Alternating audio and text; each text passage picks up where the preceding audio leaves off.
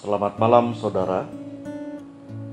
Kata hari ini saya mulai dengan sebuah ilustrasi. Kera di Afrika itu dikenal sebagai binatang yang lincah. Banyak orang mengalami kesulitan ketika harus menangkap hewan yang satu ini. Tapi tidak demikian dengan orang-orang dari suku Zulu. Suku Zulu dapat menangkap kera ini dengan mudah karena mereka mempunyai metode yang didasarkan pengetahuan atas perilaku kera ini. Perangkap yang mereka pakai hanyalah sebutir buah melon.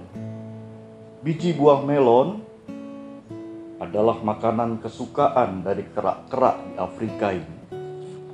Suku Zulu biasanya membuat sebuah lubang pada satu buah melon yang cukup bagi seekor kera untuk memasukkan tangannya dan merogoh biji-biji melon di dalamnya. Dengan mudah saudara, seekor kera memasukkan tangannya lalu meraup sebanyak mungkin biji melon itu di dalamnya. Namun, saat kera itu ingin mengeluarkan tangannya, dia terperangkap. Kepalan tangannya menjadi besar karena banyaknya biji melon di dalamnya. Kera itu lazimnya tidak sudi melepaskan biji-biji melon itu. Lalu dengan mudah, orang-orang dari suku Zulu menangkap kera yang terjebak tadi. Saudara, ini adalah sebuah ilustrasi yang amat jelas menggambarkan apa itu keserakahan. Keserakahan saudara adalah sebuah keinginan yang berlebihan dan mengarah pada diri sendiri untuk memiliki sesuatu lebih dari yang dibutuhkan. Keserakahan itu saudara bukan sekedar sebuah hasrat, tapi hasrat yang terarah pada diri sendiri serta yang berlebihan. Hasrat yang selalu ingin lebih dan lebih dan lebih ini tidak terukur dan tidak terkendali hingga melampaui apa yang sebenarnya dibutuhkan. Saudara, kita maklum jika dituruti keserakahan itu tidak akan pernah ada habisnya. Dari sedikit ingin banyak, dari banyak ingin lebih banyak lagi. Semua itu baru berhenti setelah keserakahan menghancurkan semua hal di hidup kita. Alkitab mencatat saudara, di satu tempat ketika umat Israel sedang singgah di perjalanan menuju Kanaan, orang-orang Israel kemudian mengeluh dengan keras karena persoalan makanan. Mereka tidak puas terhadap berkat dari Tuhan berupa roti mana. Ketidakpuasan atas berkat Tuhan membuat mereka akhirnya menyesali dan bahkan memberontak terhadap kepemimpinan Musa yang telah membawa mereka keluar dari Mesir. Melalui Musa kemudian Allah berjanji akan menyediakan daging bagi umatnya, sambil berpesan agar mereka menahan diri, mengambil berkat Tuhan secukupnya saja, jangan serakah, jangan rakus, karena berkat Tuhan akan menjadi kutuk bagi orang-orang yang serakah, mereka akan muntah melalui hidup. Pesan Tuhan jelas, Tuhan meminta agar umat Israel menahan diri, tidak serakah. Tapi sayang, banyak dari orang-orang Israel tidak peduli terhadap pesan dan perintah Tuhan. Mereka kemudian menjadi begitu serakah, tidak menahan diri, lalu mengambil daging lebih dari yang seharusnya. Apa akibatnya? Keserakahan umat membuat Tuhan marah, sehingga mereka yang serakah mati kena tulah. Lokasi kuburan massal orang-orang Israel yang serakah itu diberi nama Kibrot Ta'awa. yang berarti kuburan orang serakah. Saudara, pengalaman hidup umat Israel menunjukkan bahwa di balik keserakahan itu ternyata ada persoalan yang amat serius.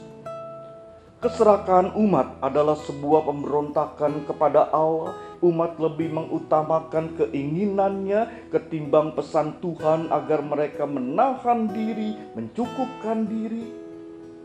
Keserakahan umat itu menunjukkan bahwa mereka adalah orang-orang yang tidak pernah bersyukur kepada Tuhan, meskipun sepanjang hari mereka disediakan roti mana yang mencukupkan kehidupan mereka. Dengan jelas dan juga dengan tegas dalam Perjanjian Baru, Paulus 2 kali menyamakan keserakahan itu dengan penyembahan berhala. Digantinya Allah dengan yang bukan Allah. Rasa haus pada Allah tergantikan dengan rasa haus untuk dapat memiliki sesuatu dengan berlebihan. Haus kuasa, haus jabatan, termasuk juga haus materi, popularitas, dan haus perhatian. Karena itu Paulus berkata, matikanlah dalam dirimu segala sesuatu yang duniawi dan juga keserakahan yang sama dengan penyembahan berhala. Kolose 3 ayat 5. Lalu yang kedua Paulus mengatakan, karena itu ingatlah ini baik-baik, tidak ada orang serakah, artinya penyembah berhala, yang mendapat bagian dalam kerajaan Kristus. Efesus 5 ayat yang kelima. Nah, pertanyaannya saudara, bagaimana kita menghindari dan melawan keserakahan? Yesus mengajarkan kita untuk berdoa. Berilah kami pada hari ini makanan kami yang secukupnya. Matius 6 ayat yang 11. Doa ini saudara sebenarnya ingin mengajarkan agar permintaan kita itu diukur dengan prinsip secukupnya. Tidak lebih apalagi berkelebihan, tidak kurang apalagi berkekurangan. Dalam doa ini saudara tidak ada celah sama sekali untuk keserakahan. Karena keserakahan itu mengganti prinsip cukup dengan lebih.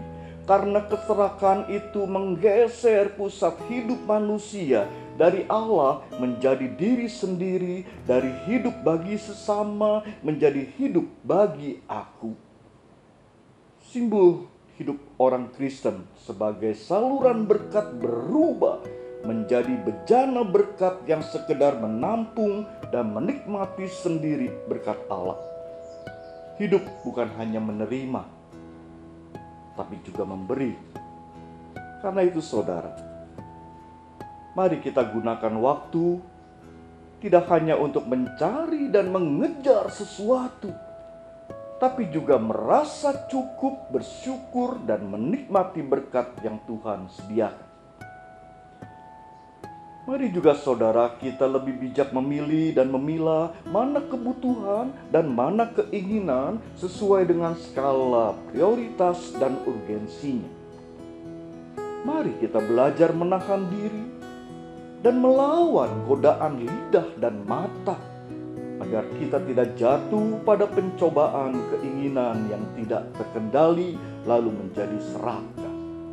Ingatlah saudara, bahwa kepenuhan hidup dicapai bukan dengan menampung berkat Allah lalu menyimpannya sendiri, namun dengan menyalurkan berkat itu pada orang lain.